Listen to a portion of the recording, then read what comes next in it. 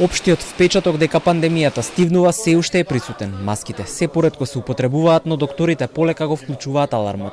По подолго време драстично порасна бројот на ново заразени со ковид.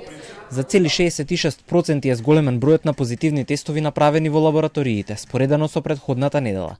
Нема зголемување на бројот на хоспитализации, ниту пак кај смртните случаи. Околу тоа што се случува во моментов и дали порастот на бројките е очекуван, побаравме одговори од Комисијата за заразни болести, чии што членови денес одржаа состанок.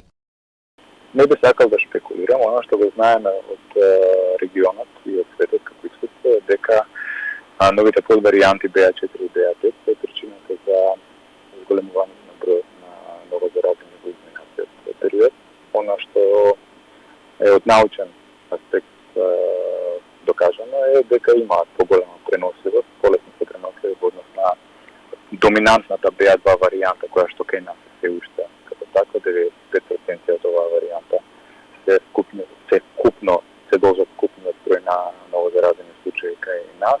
Не можеме да кажеме со сигурност, повторно да кажам, дали се само подваријантите причина за ова летно ширење на глобално ниво, не само во регионот, во нашава држава, како што кажав, тоа ширење претежно се должи на BA2 варијантата која што е доминантна.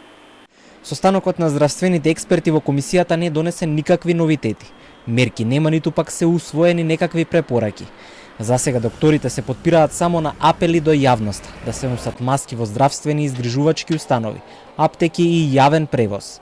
Денешните бројки од Институтот за јавно здравје веќе се објавени и нови 148 пациенти со COVID се регистрирани од 1261 тестирање. Од нив 40 се реинфицирани.